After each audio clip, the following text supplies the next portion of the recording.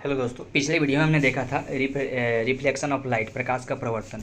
लेकिन अभी हम इस वीडियो में देखेंगे रिफ्लेक्शन ऑफ लाइट यानी प्रकाश का अपवर्तन। प्रकाश का प्रवर्तन और प्रकाश का अपवर्तन में क्या डिफरेंस है, ये इसी वीडियो में आपको पता लग जाएगा। तो जनरली क्या होता है, प्रकाश का अपवर्तन का मतलब होता है कि प्रकाश जब एक मीडियम से यानी एक माध्यम से किसी दूसरे माध्यम में जाता है, तो एक माध्यम तो या सघन हो सकता है और दूसरा माध्यम विरल हो सकता है, या फिर दूसरा माध्यम विरल हो सकता है और पहला सघन हो सकता है। तो इसमें क्या होती है, इसमें कुछ घटनाएं होती है प्रकाश के साथ। जैसे प्रकाश या तो प्रकाश यानी अपने पथ से विचलित हो जाती है। अभी तो आप ये समझ लीजिए कि प्रकाश जो है अपने पथ से विचलित हो जाती है जब वो एक माध्यम से दूसरे माध्यम में जाती है, और इसी को प्रकाश का अपवर्तन बोलते हैं। अगर आप इस फिगर को देखेंगे तो आपको प्रकाश का अपवर्तन जो है, रिफ्लेक्शन ऑफ लाइट, बहुत आसानी से समझ में आ जाएगा। मैंने क्या बताया, जब प्रकाश एक मीडियम से दूसरे मीडियम में जाता है तो प्रकाश अपने पथ से विचलित हो जाता है, यानी कि कुछ न कुछ उसमें प्रकाश के पथ में डेविएशन होता है, विचलन होता है। तो इसी को हम रिफ्लेक्शन ऑफ लाइट बोलते हैं। जैसे कि हम अगर इस फिगर में बात करें तो लाइट ए माध्यम से बी माध्यम में आ रही है, और बी माध्यम में आने के बाद देखिए जो लाइट की रे है वो अभिलंब यानी एन और एन डैश जो है वो अभिलंब है, अभिलंब की ओर झुक रही है। इसका मतलब है उसका जो अपना एक्चुअल पाथ था उससे वो डाइवर्ट हो गया, उससे डेविएट हो गया, विचलित हो गया। अगर ये मीडियम नहीं होता तो वो बिल्कुल सीधे जाता। ऐसे ही अगर हम ऐसा सोच लें कि अगर बी से ए की ओर, अगर मानिए कि बी से ए की ओर रे जा रही है, तब देखेंगे बी जो है सघन माध्यम है और ए की ओर जाएगी तो वो अभिलंब से दूर भागती है। ठीक है, तो इसमें सिंपल ये है कि ये क्या होता है, सघन माध्यम क्या होता है, प्रकाश की स्पीड को कम करता है। प्रकाश की स्पीड को कम करने की वजह से क्या है, प्रकाश जो है अपने अपने डायरेक्शन को थोड़ा सा डाइवर्ट कर लेती है। और जब दूसरे मीडियम अगर विरल माध्यम में जाएगा तो प्रकाश अपने स्पीड को चेंज करके बढ़ा लेगा, जितने सघन मीडियम में स्पीड था उससे ज़्यादा हो जाएगा। इसलिए वो क्या होता है, अपने अभिलंब से दूर भागता है और सघन माध्यम में अभिलंब की ओर झुकता है। तो जनरली जो प्रकाश के अपवर्तन में जो गेम है, जो खेल है, वो प्रकाश की स्पीड को लेकर है कि प्रकाश की स्पीड जब सघन माध्यम में जाती है तो कम हो जाती है, और जब वही सघन माध्यम से विरल माध्यम में जाएगी तो बढ़ जाएगी।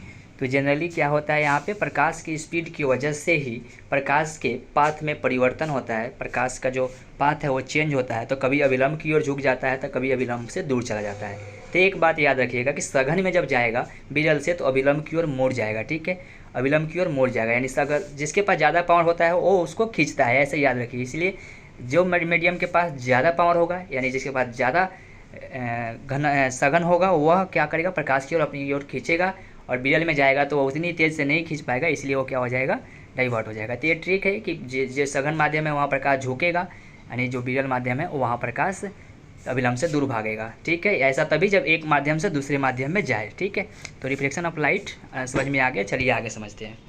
चलिए अब जानते हैं लॉ। देखिए दुनिया में कोई भी चीज़ जो है ना, कोई भी घटना या कोई भी चीज़ घटती है तो उसके पीछे कोई ना कोई रूल या लॉ होता है। तो हमारे प्रकाश के अपवर्तन में भी रूल और लॉ के अकॉर्डिंग ही ये घटना होती है। तो चलिए हम जानते हैं रूल और लॉ को। तो प्रकाश के अपवर्तन के जो है जनरली दो नियम होते हैं। पहला तो आप सब जानते हैं कि आपतित किरण जो होता है, जो किरण आती है एक माध्यम से दूसरी माध्यम से, जो किरण निकलती है उसको अपवर्तित किरण बोलते हैं। और आपतन बिंदु पर जहाँ पे किरण इंसिडेंस करती है, गिरती है, और दूसरी मीडियम में इंटर करती है, उसको आपतन बिंदु बोलते हैं। ये तीनों क्या होता है, तीनों एक ही तल पर होता है, मतलब एक ही जगह पे होता है। ठीक है, ये पहला नियम है, इसको याद रखिएगा। इसको फिलअप्स टाइप में क्वेश्चन आ जाते हैं इसमें कुछ। और दूसरा जो होता है, ये बहुत ही इंपॉर्टेंट रूल्स है कि आपतन कोण की ज्या जो होती है, यानी साइन आई क्या होता है, आपतन कोण है, एंगल ऑफ इंसिडेंस। और साइन आर क्या है, अपवर्तन कोण है, यानी साइन एंगल ऑफ रिफ्रैक्शन।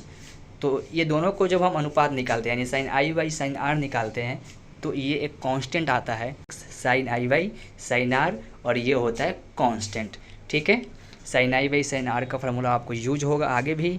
हमारे प्रकाश के प्रवर्तन में क्या होते थे, प्रवर्तन में होते थे एंगल ऑफ रिफ्लेक्शन, यानी अपवर्तन कोण इज इक्वल टू प्रवर्तन कोण, यानी angle of reflection, angle of incident और एंगल ऑफ रिफ्लेक्शन वहाँ पे बराबर होता था। इसी के साथ हम देख लेते हैं अपवर्तनांक क्या होता है।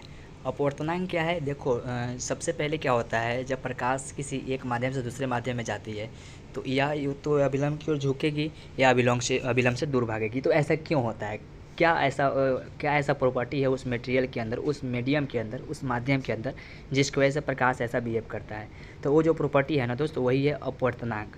अपवर्तनांक क्या है? प्रकाश की रोकने की ना एक पावर है जो सारे ही मीडियम के पास होता है। किसी के पास कम होता है, किसी के पास ज़्यादा होता है। जिसके पास कम होता है उसको हम विरल माध्यम बोलते हैं, जिसके पास ज़्यादा रिफ्रैक्टिव इंडेक्स होता है उसको हम सघन माध्यम बोलते हैं। ठीक है, जिसके पास जितना ज़्यादा रिफ्रैक्टिव इंडेक्स होगा वो प्रकाश को उतना ही रोकेगा, यानी प्रकाश की स्पीड उसमें उतना ही कम होगी। इसलिए रिफ्रैक्टिव इंडेक्स की जो फार्मूला होता है ना, वो होता है n=c/v।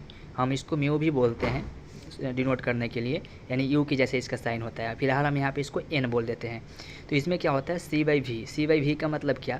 c मतलब निर्वात में जो प्रकाश की चाल होती है वो हो गया, और डिवाइड कर दीजिएगा उस माध्यम में जो प्रकाश की चाल है उसे डिवाइड कर देंगे तो आपको फाइनली रिफ्रैक्टिव इंडेक्स यानी अपवर्तनांक सूचकांक मिल जाएगा। ठीक है, तो अब तो समझ में आ गया अपवर्तनांक क्या है, यानी कि विरल में हमारे प्रकाश की चाल बटा सघन में प्रकाश की चाल।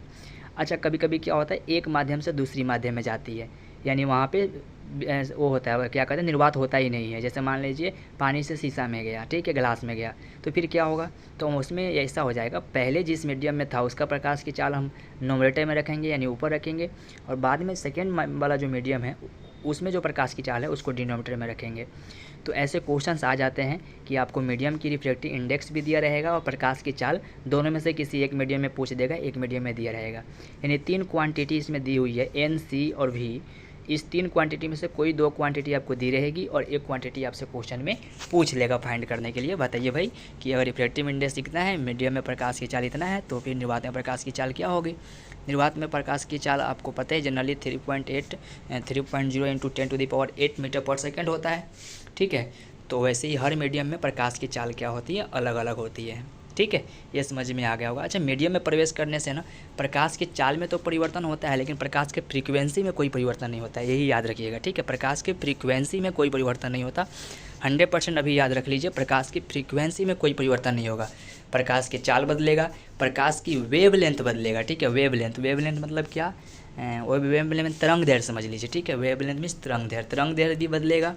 ठीक है, तरंग दैर्ध्य के साथ प्रकाश की स्पीड की जो रिलेशन होता है उस पर भी एक फार्मूला है, वो भी बताऊंगा, और इस पर 2-4 मैं न्यूमेरिकल कराऊंगा, जिससे आपको जो है इससे जो भी क्वेश्चन आएगा वो कंसेप्ट आपको क्लियर हो जाएगा। ठीक है, तो आगे जो हम देख रहे हैं कि ये रिफ्लेक्शन ऑफ लाइट का रियल लाइफ में क्या प्रभाव पड़ता है, कि रियल लाइफ में बहुत ऐसी चीज़ घटनाएँ होती है जो ये प्रकाश के अपवर्तन के कारण होता है। ठीक है, और ये क्वेश्चंस एग्जाम में पूछ लिए जाते हैं कि ये घटना जो है इसमें किसके कारण होता है। ठीक है, तो अभी तक जो हमने बताया उसमें अगर कोई डाउट है तो आप कमेंट करके पूछ सकते हो। ठीक है, मैं या फिर कोई ऐसी टॉपिक इसमें रह गई हो तो आप मुझे ज़रूर बताना। ठीक है, तो चलो अब जान लेते हैं कि प्रकाश के अपवर्तन का क्या है रियल लाइफ में, इसका घटना क्या होता है, क्या क्या इंसिडेंस हमें देखने को मिलता है। जैसे कि आप देखते होंगे तारों का टिमटिमाना भी इसी वजह से होता है, प्रकाश के अपवर्तन के कारण। क्यों होता है? क्योंकि देखिए जो हमारे प्रकाश जो आता है ना तारों का, वो आता है कौन से माध्यम से? विरल माध्यम से। और हमारे जो धरती है इसके ऊपर वायुमंडल है, वायुमंडल विरल माध्यम की अपेक्षा एक सघन माध्यम हो गया। ठीक है, इसकी वजह से ये हमें टिमटिमाता हुआ नज़र आता है।